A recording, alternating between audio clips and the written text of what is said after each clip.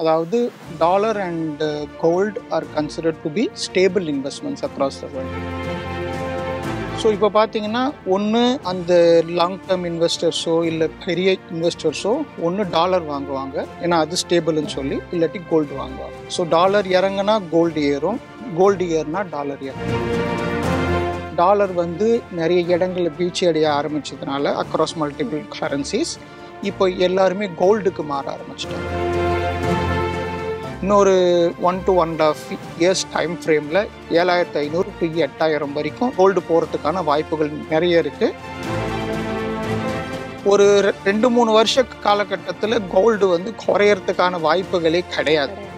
Unless and until இருக்கிற மார்க்கெட்டில் இருக்கிற கோல்டு எல்லாத்தையுமே இந்த சைனா வாங்கி முடிச்சாதான் அவங்க ஸ்டாப் பண்ணுவாங்கன்னு நினைக்கிறேன்.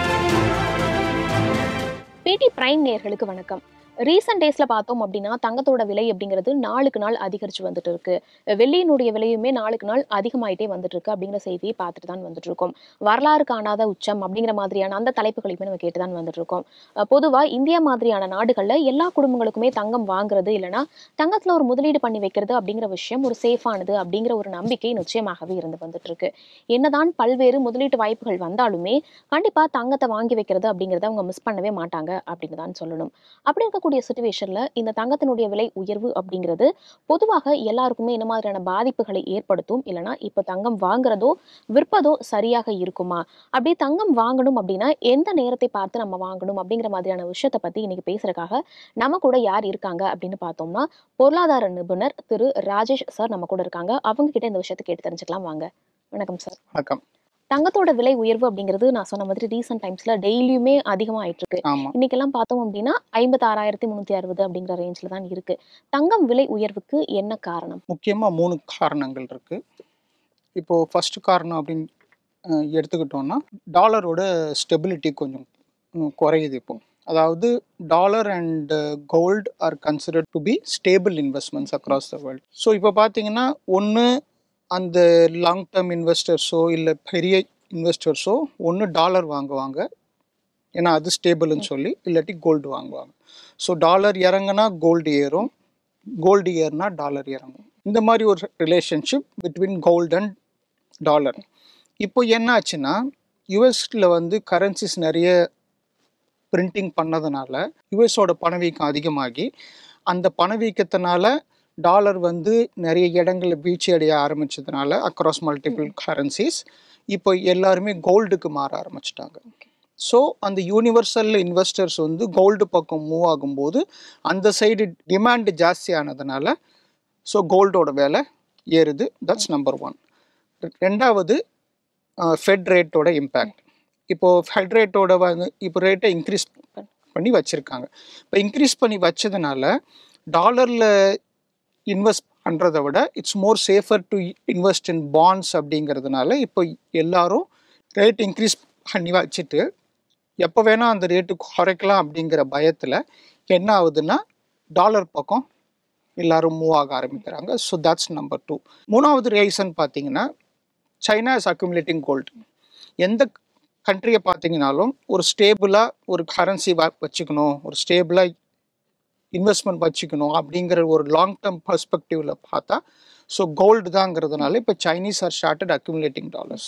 இப்போ இந்த 3 ரீசன்ஸ்னால அக்ராஸ் த வேர்ல்டு கோல்டுக்கான டிமாண்ட் ஜாஸ்தி ஆகுது. கோல்டுக்கான டிமாண்ட் ஜாஸ்தி ஆகும்போது அதுக்கான சப்ளை இன்க்ரீஸ் பண்ண முடியல. ஏன்னா வேர்ல்டில் பார்த்தீங்கன்னா amount of gold available. So supply அதிகப்படுத்த முடியாததுனால இந்த ப்ரைஸ் ஏறிக்கிட்டு இருக்கு. இது இன்னும் ஏறும் அப்படிங்கிறது கணிப்பு. இன்னொரு 1 to 1.5 years டைம் ஃப்ரேமில் 7500 to 8000 வரைக்கும் கோல்டு போகிறதுக்கான வாய்ப்புகள் நிறைய இருக்குது. Only because once if China started accumulating something பயங்கரமாக வாங்குவாங்க. ஸோ அவங்க இருக்கிற எல்லா பணத்தையும் சேர்த்து போட்டு தான் வாங்குவாங்க. Second largest economy and they are positive with respect to exports அப்படிங்கிறதுனால கரண்ட் அக்கௌண்ட் டெபிசிட்டில் they are the only positive countryங்கிறதுனால அவங்கக்கிட்ட பணம் நிறைய இருக்குது. இப்போ அதை ஃபுல் ஃப்ளெஜ்டாக என்ன பணமாக இருந்தாலும் நான் வாங்கிக்கிறேன் அப்படிங்கிற ரேஞ்சில் இப்போ வாங்கிட்டு இருக்காங்க. ஸோ இந்த மாதிரி ஒரு வேகத்தில் அவங்க போகும்பொழுது கண்டிப்பாக அதோட விலை ஏறத்துக்கான சான்சஸ் நிறைய இருக்குது. ஸோ இன்னொரு 1 to 1.5 years டைம் ஃப்ரேமில் 7,500 to 8,000 போனாலும் ஆச்சரியப்படுறதுக்கு ஒன்றும் இல்லை. அப்ராக்சிமேட்டா ஒரு 5 வருஷம் கழிச்சு தங்கத்தோட விலை அப்படிங்கிறது எப்படி இருக்கும்னு சொல்ல முடியுமா சார்? ஒரு 1 to 1.5 years டைம் ஃப்ரேமில் சொல்லலாம். ஓகே. பட் 5 years டைம் ஃப்ரேமில் பார்த்தீங்கன்னா எப்படி வேணாலும் சேஞ்ச் ஆக வாய்ப்புகள் இருக்குது. அதுக்கப்புறம் டாலர் ஸ்ட்ராங் ஆயிடுச்சுனாலோ இல்லை யூஎஸ்ல இன்ட்ரெஸ்ட் ரேட்டு ஜாஸ்தி ஆயிடுச்சுனாலோ இந்த மாதிரி ஏதாவது நடந்தாலோ ஒன்ஸ் இந்த வாங்கி வச்ச டாலர் எல்லாம் China if it starts releasing in to the market, அப்போ சப்ளை ஓவர் ஆகிடும், டிமாண்ட் ரொம்ப கம்மியாயிடும். ஸோ டாலர் இறந்துக்கான வாய்ப்புகளும் ஜாஸ்தியாக இருக்குது. ஸோ ஒரு 1 year டைம் ஃப்ரேமில் சொல்லலாம். பட் 5 yearsல இட்ஸ் டாலர் ஏறி இருக்கும், பட் அந்த அளவுக்கு ஏறி இருக்குமாங்கிறது டவுட் தான். இஃப் ஐம் நாட் ராங் 2013 வருஷம் ஒரு 35,000 ரேஞ்ச்ல தங்கத்தோட விலை அப்படிங்கிறது இருந்துச்சு. 2023 பார்க்கும்போது 56,000 கடந்து போயிட்டு இருக்கு. இந்த கேள்வி இப்ப கேட்கறதே கரெக்டா இல்ல அப்படின்னு தெரியல, கிட்டத்தட்ட ஆன்சர் தெரிஞ்ச மாதிரி தான் அப்படின்னு சொல்லணும். தங்கத்தோட விலை ஏதாவது ஒரு காலகட்டத்துல குறைவதற்கான வாய்ப்பு அப்படிங்கிறது இருக்கா? இப்போதைக்கு இல்லை. நான் சொன்ன அந்த 3 கண்டிஷன்ஸ், யுஎஸோட எக்கானமி ஸ்டெபிளைஸ் ஆகணும், 2வது ஃபெட்டோட ரேட் எல்லாம் குறைக்க ஆரம்பிக்கணும், அண்ட் 3வது சைனீஸ் வாங்குறத நிறுத்தணும். இது 3 நடந்தால் தான் குறையறதுக்கான வாய்ப்புகள் இருக்குது. இப்போது ஏப்ரல் மே ஜூனுக்கு அப்புறம் பார்த்தீங்கன்னா இந்தியாவில் ஃபெஸ்டிவல் சீசன் ஆரம்பிச்சிடும். ஸோ ஃபெஸ்டிவல் சீசன் ஆரம்பித்ததும் நம்ம ஊர்லேயும் கோல்டு நிறைய வாங்க ஆரம்பிச்சிருவாங்க. So India the second largest importer of gold. நாம் எதுவுமே மேனுஃபேக்சர் பண்ணுறதில்ல. So since we are the second largest importer, நம்ம மார்க்கெட்லேயும் அதுக்கான டிமாண்ட் இன்க்ரீஸ் ஆச்சுன்னா தாராளமாக அது ஏறது தான் வாய்ப்புகள் இருக்குது. ஸோ ஒரு 2-3 வருஷ காலகட்டத்தில் கோல்டு வந்து குறையறதுக்கான வாய்ப்புகளே கிடையாது. அன்லஸ் அண்ட் அன்டில் இருக்கிற மார்க்கெட்டில் இருக்கிற கோல்டு எல்லாத்தையுமே இந்த சைனா வாங்கி முடிச்சாதான் அவங்க ஸ்டாப் பண்ணுவாங்கன்னு நினைக்கிறேன். அப்படி ஸ்டாப் பண்ணலைன்னா இன்கேஸ் வேறு ஏதாவது ஊரில் வேறு ஏதாவது நாட்டில் இந்த இடத்துல கோல்டு இருக்குது, இத்தனை டன் கோல்டு இருக்குது அப்படின்னு புதுசாக ஏதாவது கண்டுபிடிச்சாதான் அந்த சப்ளை சைடு அதிகமானாதான் நமக்கு விலை குறைய வாய்ப்புகள் இருக்குது. இப்போதைக்கு அந்த சப்ளை சைடில் அதிகமாக வாய்ப்புகள் இல்லை. அப்படியே பார்த்தாலும் எக்கனாமிக்கலி இஃப் யூ திங்க், இப்போ நீங்களே ஒரு கோல்டு இருக்கிற இடத்த கண்டுபிடிக்கிறீங்க, இந்த இடத்துல இத்தனை டன்னு 10,000 டன்னு 30,000 டன்னு 1,00,000 டன்னு கோல்டு இந்த ஏரியாவில் இருக்குது அப்படிங்கிறத கண்டுபிடிச்சாலும் இப்போ இருக்கிற ரேட்டு ஜாஸ்தியாக இருக்கிறதுனால நீங்கள் அதை வெளியே சொல்ல மாட்டீங்க.